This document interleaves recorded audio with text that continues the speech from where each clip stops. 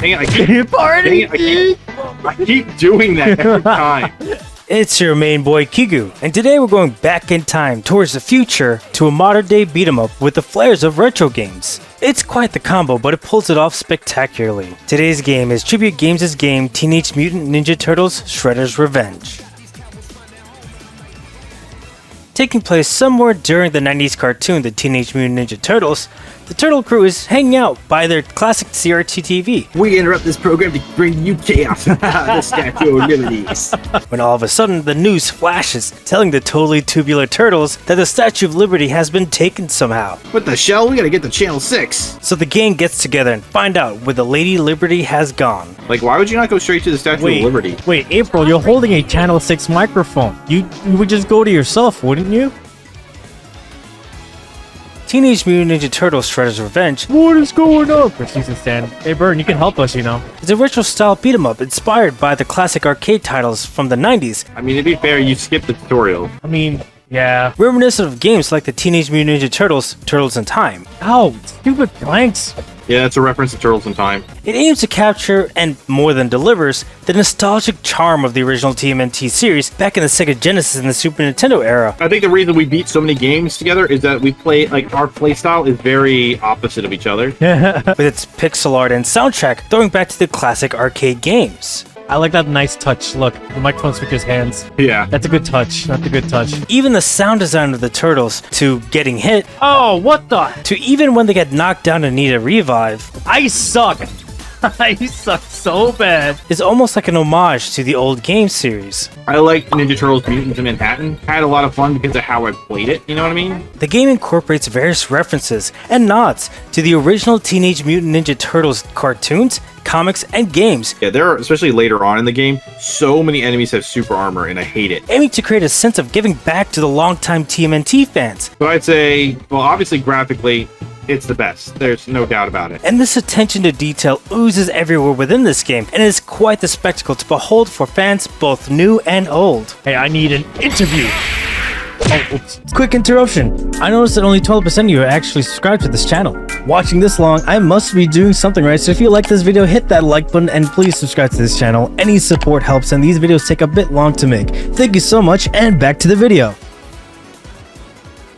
It's a classic beat-em-up, which players can take control of one of the four turtles, How do I do that? as well as April, She uses her camera. Oh, God. and a couple of other hidden characters, I looked up and I immediately got flattened by a car. and engage in a fast-paced side-scrolling beat-em-up action game. Everyone just keeps attacking me non-stop. Oh my God, stupid flank. They perform a variety of moves, combos, and special attacks, each of which is tailored to the unique abilities and personal traits of each of the turtles. Use it like punches with her microphone. Like, I'm pretty sure your fist would do more damage. In fact, each of the characters have their own unique version of the special, which is a definite must when knowing how different each of the turtles and characters are. Hitting both buttons at the same time will do a upwards attack. Dude, that is so... Dude, April's so cool. The controls are very tight and feel surprisingly very responsive to the touch, Yo, this is actually really smooth, not gonna lie. which is super important when it comes to this fast-paced beat-em-up in this genre. You're great at reviving me, don't you? Hey, I did more successfully than you have. I don't want to hear it. In addition, this game was designed with co-op multiplayer in mind, with up to 6, yes, count them, 6 players that could join locally or online to team up as the turtles and crew. Dang it, I keep doing that every time. Though the game is chaotic enough with just my guy Pix and I just playing the game. Oh my God, what is happening? So while it is feasible and probably hilarious to have 6 people playing at once, If you're playing with 6 people or more like that, people do nothing but spam the crap out of it. it can lead to some unintended consequences, as it's hard enough to just focus with just Pix and I. Oh, we died. Oh, we game overed? Oh, crap, I should have been taking this a little more seriously. As the turtles progress through the levels, they face waves of Foot Clan soldiers and other classic TMNT villains. Well, I think they mean to go beat the crap out of them, but you know. Oh. It even includes boss battles against formidable and recognizable foes such as Bebop and Rocksteady. Oh my God, I lost a lot of HP. I thought you were protecting me. What's wrong with you? I got it. And of course, the big bad himself, Shredder. Oh no, he took steroids. I mean, vitamins. Vitamins. Oh god, not vitamins. Not vitamins. Though, unfortunately, when it comes to the mega big baddie of the TMNT universe, it turns out that he was quite the chump, so temper your expectations when it comes to that fight. You know what I mean, though? Kind of a disappointing fight. That was really disappointing. But all in all, as far as beat-em-ups go, It's a power-up from the Super Nintendo games. That's awesome. this homage to a retro-style game while also keeping the quality of life changes in modern beat-em-ups is such a welcome change, and I wholly enjoyed the entire way through. Oh, we needed that. Time! Hell yeah! Uh-oh. Across all platforms, whether Humble Bundle on Steam for PC, the Switch, the Sony PlayStation, or Microsoft's Xbox, it's being sold for $25. And on how long to beat, and for our time, it takes about 3 hours to beat it.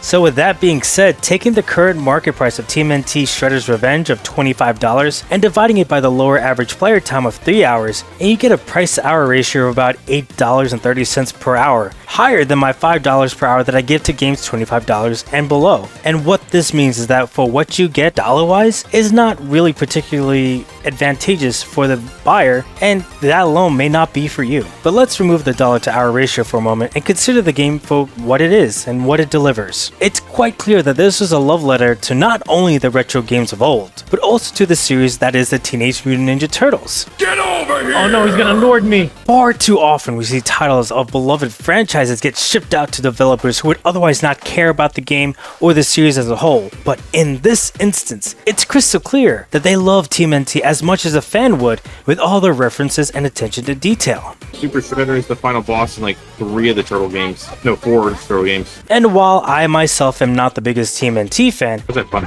Because nowadays, I kind of like...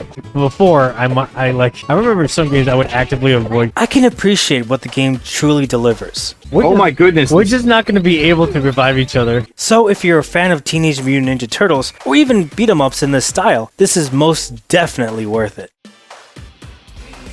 With everything that the game delivers, it's hard to find something that I dislike about the game. I do think there are too many super frames in this game, though. Enemies have way too many super frames. It's funny, quirky, and above all, fun.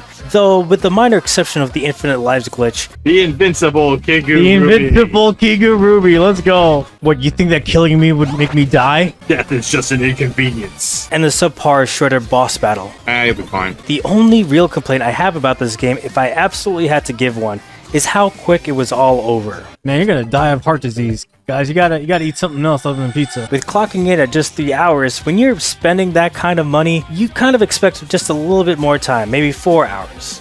Rat. But considering that this is a beat 'em up, having game lengths like this is apparently normal according to Pix. Halfway! So with all that being said, my rating for Tribute Games' game Teenage Mutant Ninja Turtles Shredder's Revenge is that you should play this game as soon as possible. Since it's on Game Pass, get some of your friends and enjoy a classic gaming night with the homies. Also, I know you didn't look at the, you can have a dodge. You didn't realize. Oh!